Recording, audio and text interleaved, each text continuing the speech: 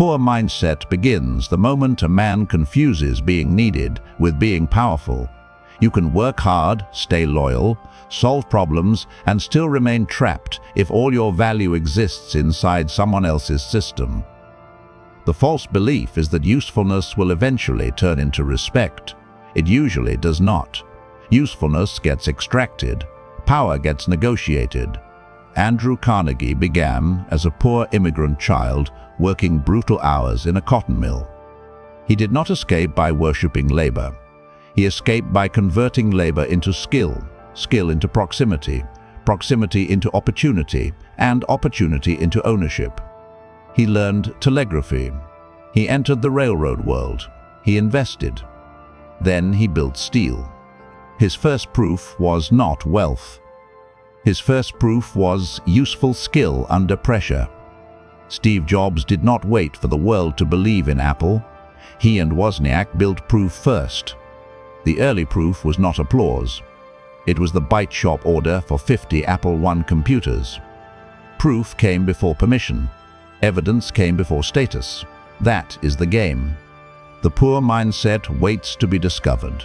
The power mindset manufactures evidence. The hidden law is simple. People pay more, respect more, and fear losing the man who has proof, alternatives, visibility, and ownership. Without those, your discipline becomes captivity. Your reliability becomes availability. Your time becomes rented life. But the answer is not bitterness. It is not laziness. It is not pretending you are above work.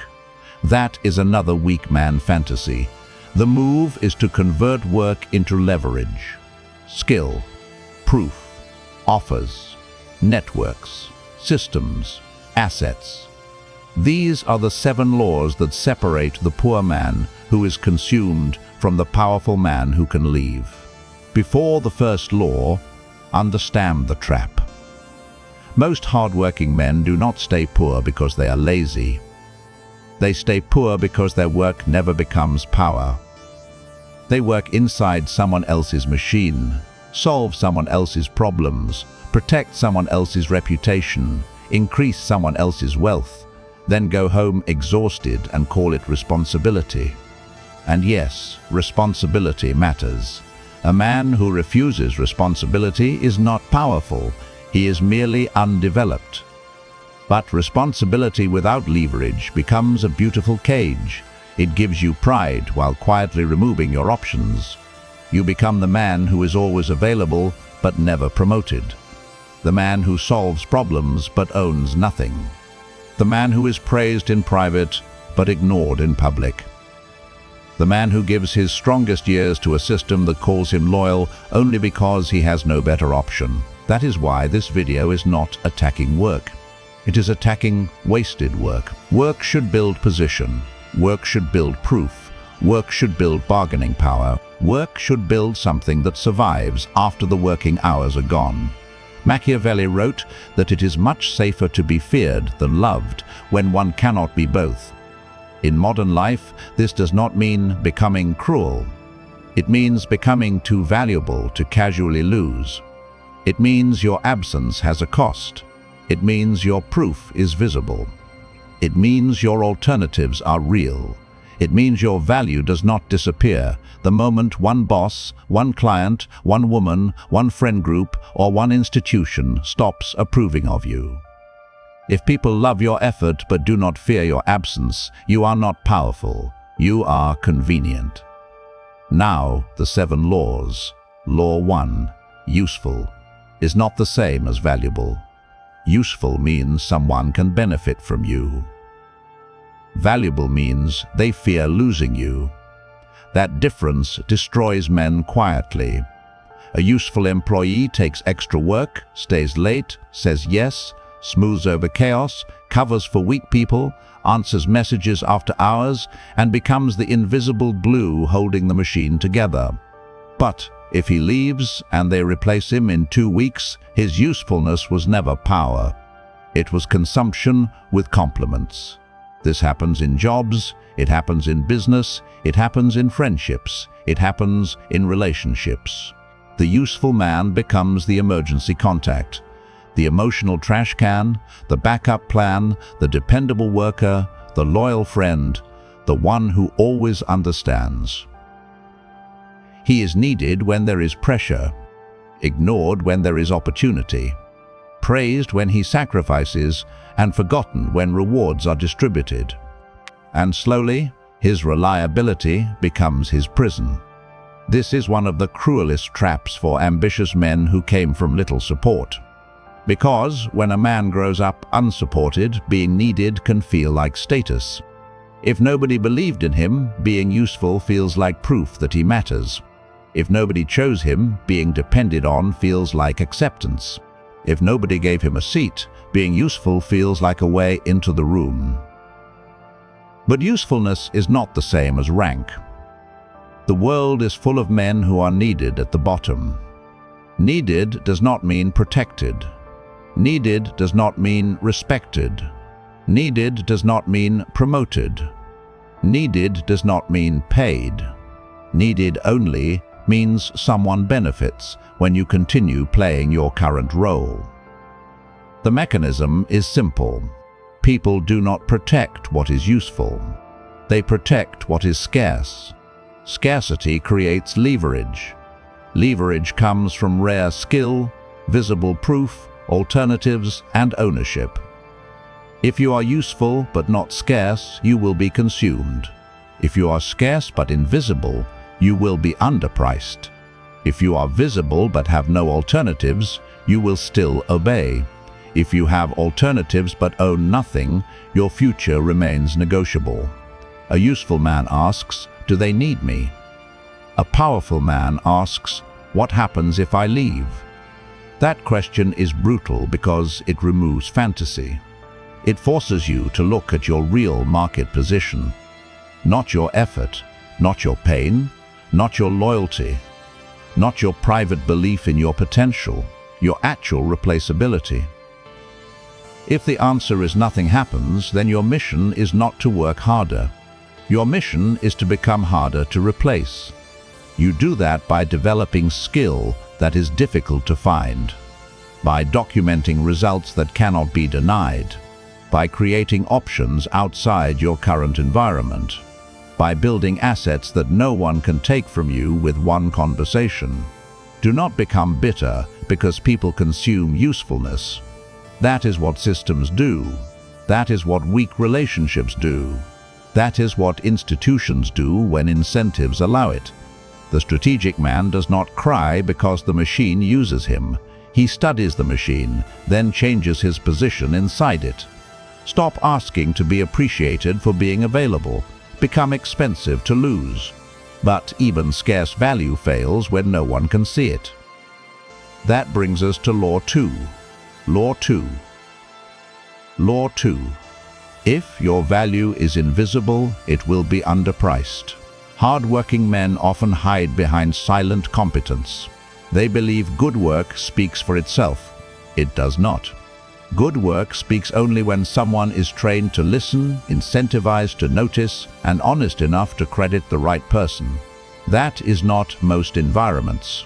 Most environments reward visible signals before hidden substance. They reward the person who frames the result, presents the result, claims the result, explains the result, and makes the result politically useful. You finished the project, but someone else presented it. You solved the problem, but your manager received the praise. You stayed late, but no one measured the cost you saved. You made the system work, but because the system worked, nobody saw the danger you prevented.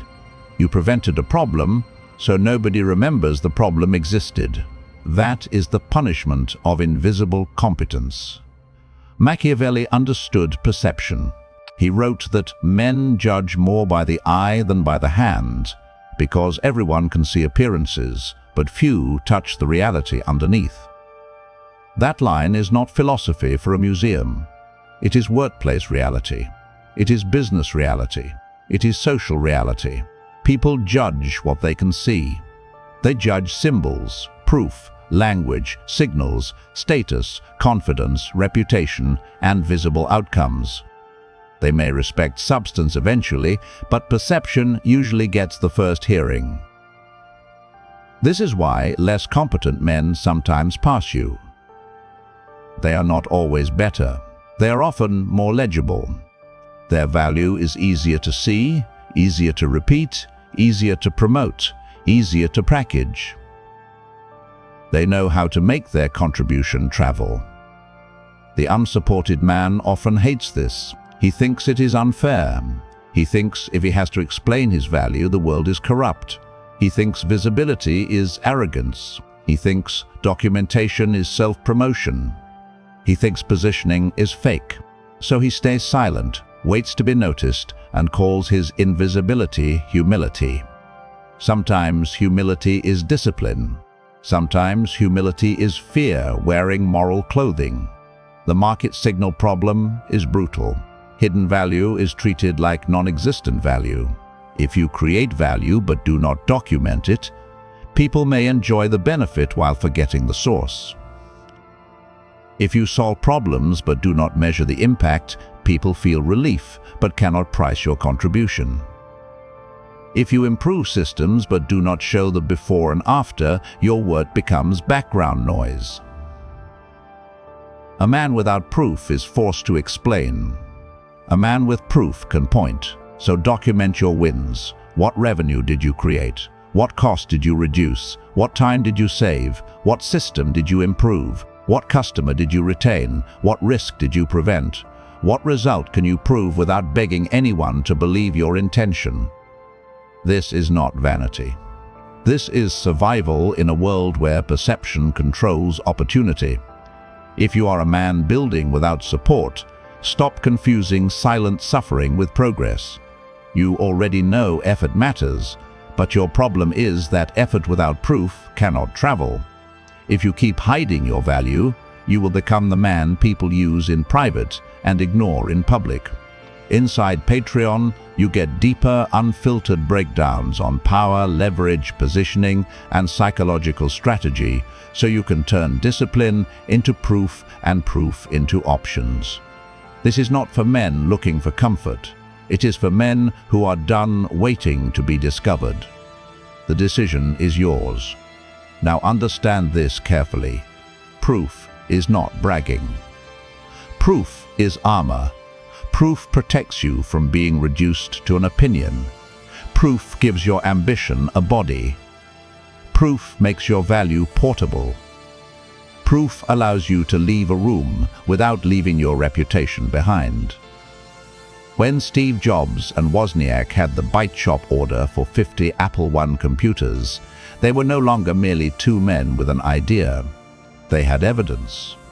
That evidence did not make the road easy, but it changed the nature of the conversation. Proof turns fantasy into a negotiation. Proof makes other people update their assumptions. Most men want status before evidence. Powerful men build evidence until status becomes a side effect. That is the identity shift. You are not arrogant for making your value visible. You are strategic. You are not begging to be seen. You are removing the excuse to ignore you. But proof alone is not enough if you have no way to walk away. That brings us to Law 3. Law 3. If you have no alternatives, your discipline becomes captivity. A man with no alternatives cannot negotiate. He can complain, he can resent, he can dream, he can imagine the speech he would give if he were finally respected. But when the pressure comes, he obeys. No savings, no marketable skill, no network, no offer from anyone else, no side income, no audience, no assets, no assets, no assets, no assets, no assets. That man may be disciplined, but his discipline belongs to his captors. This is why many hard-working men are afraid to ask for more. Deep down, they know they cannot leave. They know one missed paycheck would create panic. They know one emergency could erase their progress. They know their skills are not yet sharp enough to command other offers. They know their reputation does not travel outside their current environment. They know their network is too weak to open another door. And people can smell that. not always consciously. But they feel it in the way you ask. They feel it in the way you hesitate. They feel it in the way you accept. They feel it in your silence when you should negotiate. They feel it when you tolerate conditions that a man with options would reject calmly. A man without alternatives is not loyal. He is cornered.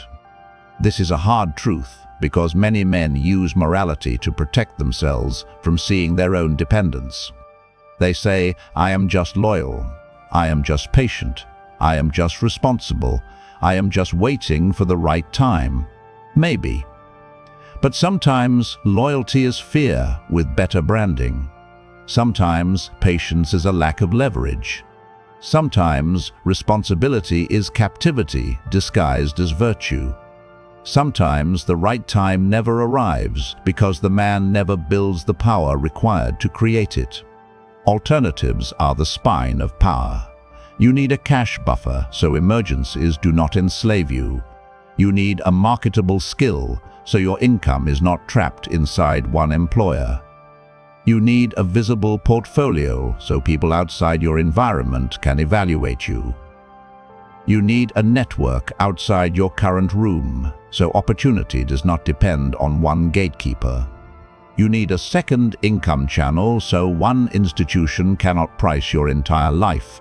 You need a path toward ownership so your future is not permanently rented. Without alternatives, every negotiation is theater. With alternatives, silence becomes strength. The man with no alternatives asks for permission with his posture, even when his words sound confident. The man with alternatives does not need to threaten.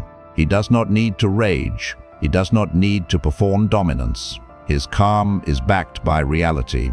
That is the difference between emotional confidence and structural confidence. Emotional confidence says, "I believe in myself." Structural confidence says, "I have options."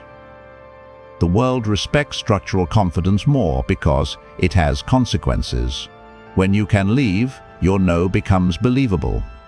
When you have proof, your price becomes defendable. When you have savings, urgency loses power over you. When you have relationships, one closed door does not become the end of your story. The unsupported man must stop begging for security from the same system that profits from his dependence. Build your own exit door, even if you do not use it yet. Because the point is not to run from everything. The point is to stop obeying because you have nowhere else to stand. But an exit door requires something deeper than salary. It requires understanding what you are actually selling. That brings us to Law 4. Law 4. If you only sell time, time owns you. Most poor men are trained to sell hours. 8 hours, 10 hours, 12 hours, 12 hours. Double shifts, weekend work, overtime. They call it sacrifice. Sometimes it is. But sacrifice without transformation is just depletion. The problem is not working for money. A man who refuses to work because he thinks he is too special is not powerful. He is delusional. Work is the first battlefield.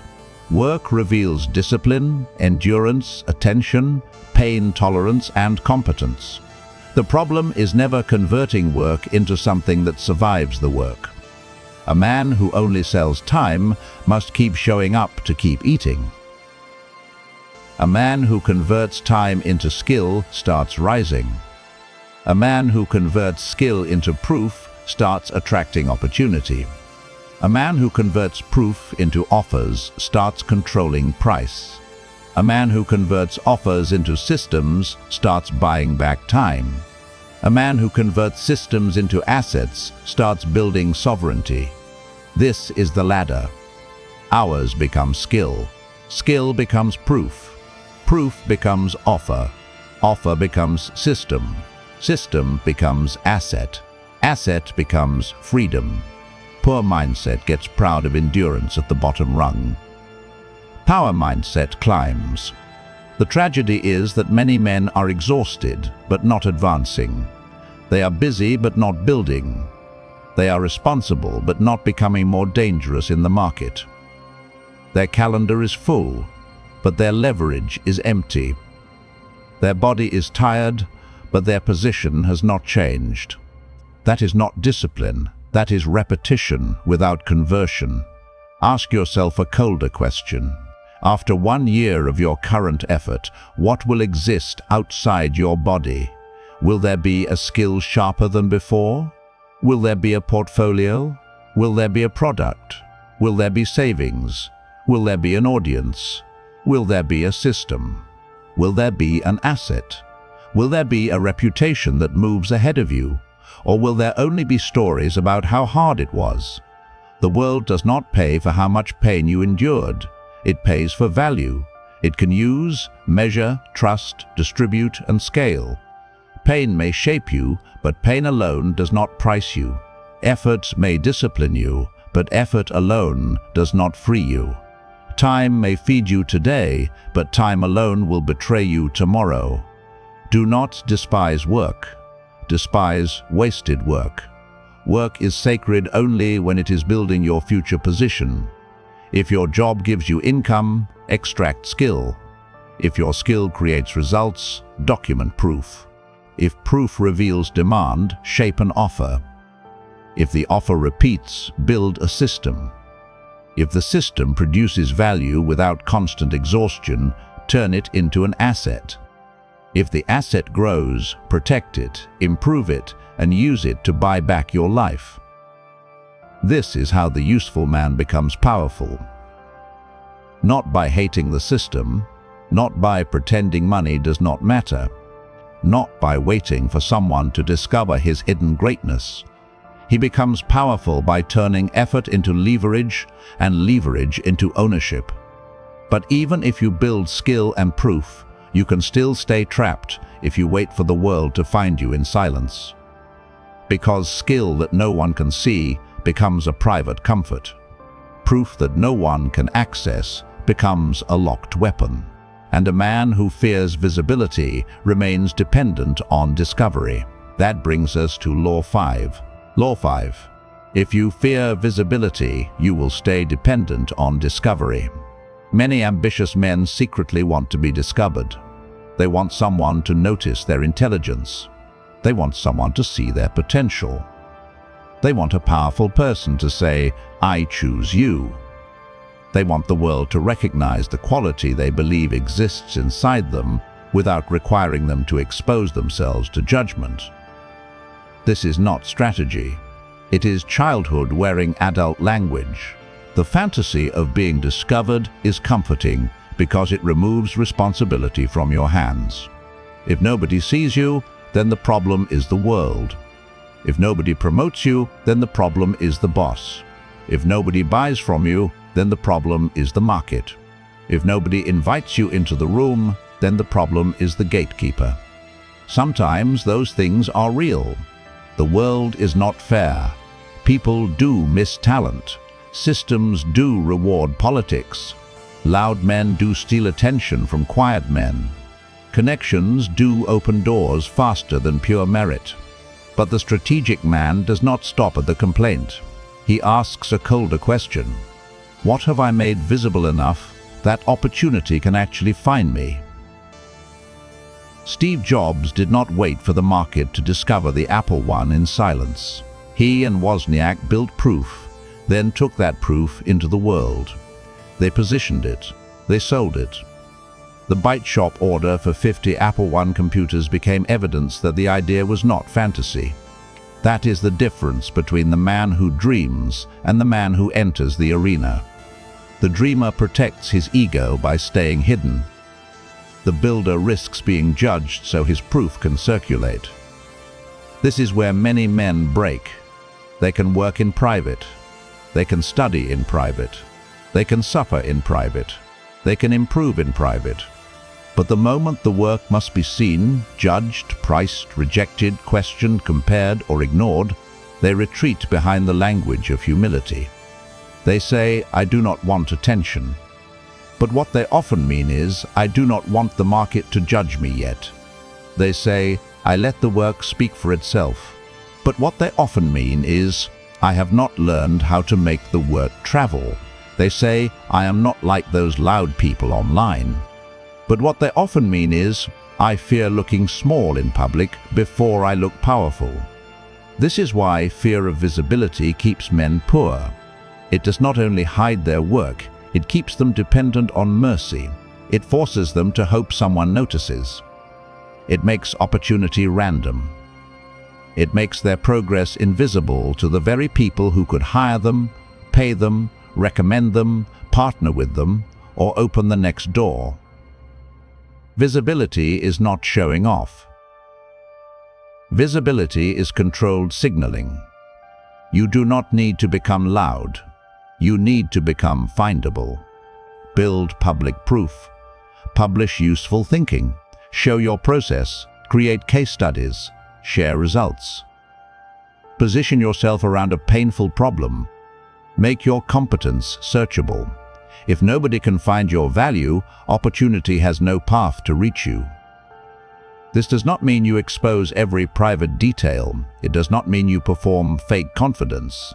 It does not mean you beg for attention with empty noise. Strategic visibility is not confession. It is not performance. It is distribution of proof. A man with proof but no distribution is like a weapon locked in a room nobody can enter. A man with skill but no signal forces the world to guess. A man with results but no record leaves his future at the mercy of memory, and memory serves power before it serves truth. So stop hiding behind humility. Sometimes humility is discipline. Sometimes it is fear of judgment. A man who refuses visibility remains dependent on being chosen.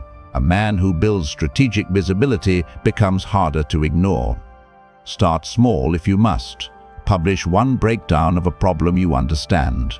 Document one result from your work. Create one portfolio page. Explain one lesson you learned from execution. Show before and after. Make one case study. Write one clear offer. Reach out to one person with evidence instead of desperation. Visibility should not ask people to believe in your potential. Visibility should show them proof that your potential is already becoming real. The poor mindset says, "If I am good enough, someone will find me." The power mindset says, "If I am good enough, I will make the evidence impossible to miss." But visibility without relationships is still limited, because opportunity often moves through people before it reaches the public.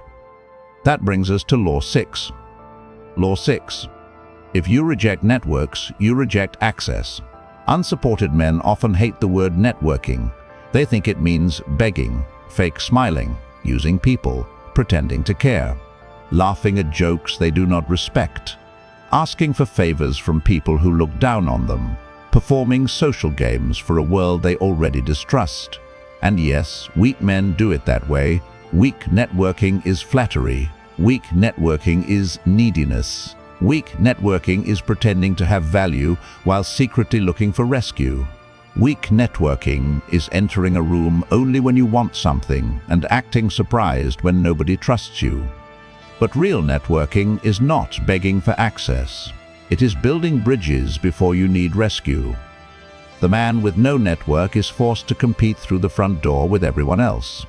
He submits the same application, sends the same message, waits in the same line, gets judged by the same cold signals. His effort must be perfect because there is no borrowed trust protecting him. The man with a network hears about doors before they open. He learns which skills are becoming valuable. He hears which companies are hiring before the public post. He gets introduced before he applies. He gets context before he negotiates. He is not always better. He is better connected to information, timing, and trust. This is the part unsupported men hate because it feels unfair. And it is unfair. But unfair does not mean unusable. Power begins when a man stops confusing disgust with strategy. You can hate the game and still learn the map. You can reject fake people and still build real alliances. You can value solitude and still understand that access often travels through human channels. Machiavelli warned against relying on the arms of others, writing that they either fall from your back, or they weigh you down, or they bind you fast. The lesson is not to become dependent on people. The lesson is to build alliances without surrendering sovereignty. A powerful network is built on reciprocal value, not neediness, not flattery, not desperation. You build it by becoming useful in a specific way, documenting proof, helping without becoming a servant, and staying near people who move faster than your current environment. That last line matters. Staying near people who move faster than your current environment does not mean worshipping status. It means refusing to let your old room define your speed.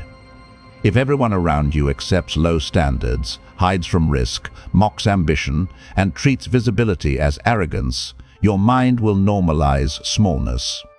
Not because you are weak, but because humans adapt to the temperature of their environment. A strong network changes the temperature.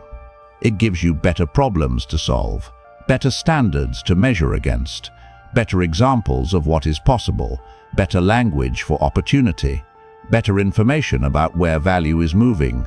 Weak ties matter. Old colleagues, industry peers, clients, mentors, builders, operators, people 1 or 2 rooms away from opportunity. The unsupported man does not need a crowd. He needs bridges. He needs people who can verify his proof, sharpen his thinking, expose him to better rooms, and remind him that his current environment is not the entire world. But understand the boundary. A network is not a substitute for competence. A network amplifies what is already real. If you have no skill, no proof, no discipline, and no value to exchange, networking becomes begging. You enter rooms asking people to believe in a version of you that your behavior has not yet created. That damages trust.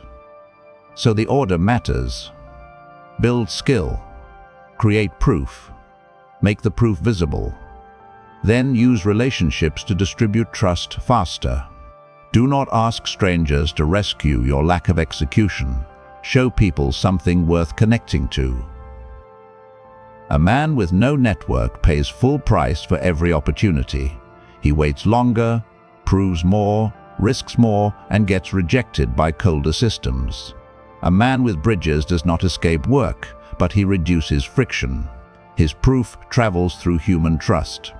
Do not confuse isolation with strength. Solitude builds the weapon. Networks place the weapon near the battlefield. The poor mindset says, I do not need anyone. The power mindset says, I do not depend on everyone, but I build strategic alliances with the right few. This is not emotional dependence. This is access. This is not begging. This is positioning. This is not using people. This is reciprocal power. But skill, proof, visibility, and networks still leave one final question. What do you actually own? That brings us to Law 7. Law 7. If you do not own anything, your future stays negotiable. This is the final humiliation of the useful man. He works, he produces, he helps, he improves things, he saves the day, he carries pressure, he learns lessons the hard way. He becomes tougher, sharper, more capable, more disciplined. But at the end of 10 years, he owns almost nothing. No equity, no audience, no product, no cash reserve, no intellectual property, no investment base, no reputation asset strong enough to travel with him. He has experience but no control. He has stories but no leverage. He has scars but no ownership. That is why the poor mindset is so dangerous. It teaches a man to be proud of being consumed. It tells him endurance is enough. It tells him loyalty is enough. It tells him being needed is enough. It tells him survival is maturity. But survival is not sovereignty. Survival means you made it through the pressure. Sovereignty means pressure no longer owns your decisions. Ownership is the difference between survival and sovereignty. Own cash reserves so emergencies do not enslave you. Own skills so markets cannot easily replace you. Own proof so people cannot dismiss you as potential. Own relationships so opportunity does not depend on one gatekeeper. Own systems so income does not require constant exhaustion. Own assets so time is not your only weapon. Own your reputation so rooms understand your value before you speak. Notice that ownership is not only financial. Money matters, but ownership begins as control. Control over skill. Control over proof. Control over attention. Control over reputation. Control over options. Control over where your work compounds. A man who owns nothing must keep negotiating for permission. Permission to earn. Permission to rest. Permission to leave. Permission to speak. Permission to grow. Permission to be priced differently. Permission to become more than the role he was assigned. This is why ownership frightens systems. Ownership gives a man distance. Distance gives him judgment. Judgment gives him courage. Courage gives him the ability to say no without shaking. That is power. Machiavelli wrote that a prince must be both fox and lion. The fox sees the snares. The lion terrifies the wolves. In modern terms, the fox is strategy. The lion is leverage. You need both. If you are only the fox, you see everything but cannot enforce anything. You become clever, cautious, analytical, and still trapped. If you are only the lion, you have force without intelligence. You become loud, reckless, emotional, and easy to bait. The powerful man sees the trap and has the leverage to avoid it. Ownership is how you stop living at the mercy of one decision made by someone else. One job loss, one client leaving, one manager turning against you, one market shift, one emergency, one rejection, one relationship ending, one room deciding you are no longer useful. A man with no ownership experiences every change as a threat to his existence. A man with ownership experiences change as pressure, not death. That is the point. You are not building to look rich. You are building to become less controllable. The poor man asks, "Who will give me a chance?"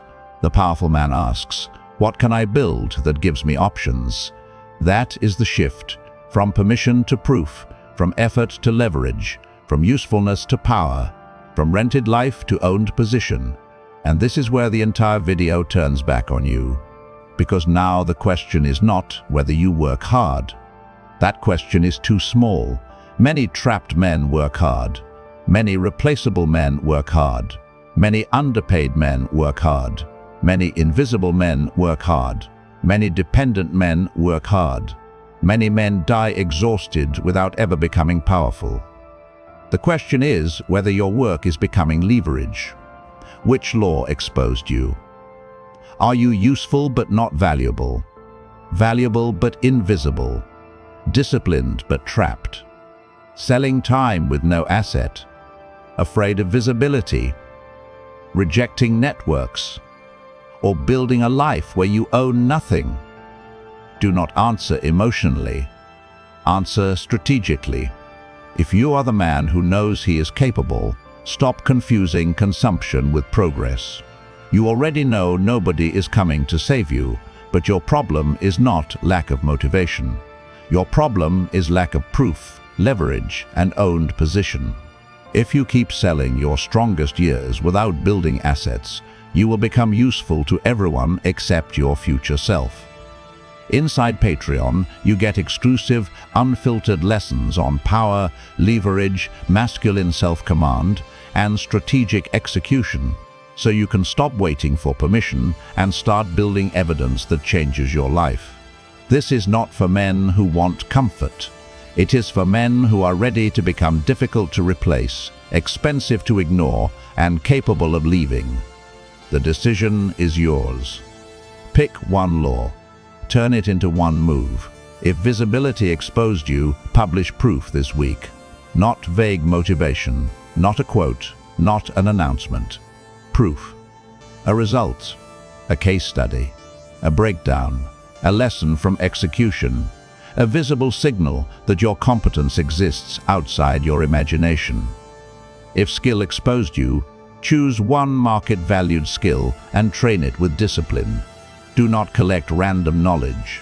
Do not jump between interests because beginner status hurts your ego. Pick the skill, study it, practice it, measure it, apply it, build proof from it. If alternatives exposed you, build a cash buffer and start creating options. Reduce useless expenses. Learn what the market pays for. Build a portfolio. Reach out carefully. Stop calling yourself trapped while refusing to build an exit. If network exposed you, reconnect with 5 useful weak ties. Not with neediness, not with hidden desperation. Bring value, share proof, ask intelligent questions, build bridges before you are drowning. If ownership exposed you, start building or buying one asset. It may begin small.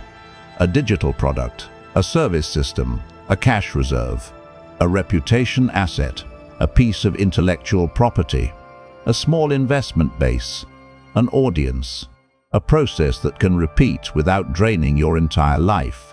The move does not need to be dramatic, it needs to be real. The poor mindset searches for a life-changing moment. The power mindset creates a compounding move. This is how men escape the useful trap. Not by becoming cruel, not by becoming bitter, not by pretending relationships do not matter, not by worshipping money, not by insulting ordinary work. They escape by learning the cold difference between effort and leverage. Useful men are needed inside systems. Powerful men can leave systems, build systems, or negotiate their place inside them. Useful men wait for appreciation. Powerful men make their absence expensive. Useful men explain potential. Powerful men manufacture evidence. Useful men endure. Powerful men convert endurance into position. So stop treating your exhaustion as proof that you are advancing. Stop treating loyalty as proof that you are respected. Stop treating silence as proof that you are humble.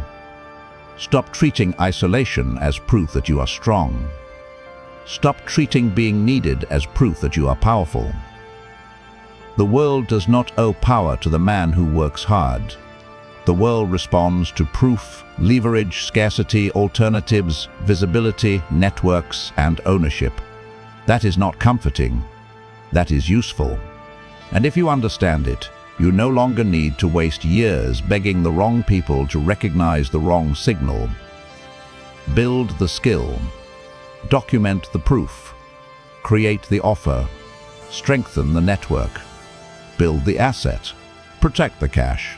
Own the reputation. Create the exit. Because knowing the law means nothing if the world still has no evidence to price you differently. The poor mindset makes a man proud of being consumed. The power mindset makes him build options. Stop being merely useful. Become difficult to replace, expensive to ignore, and capable of leaving.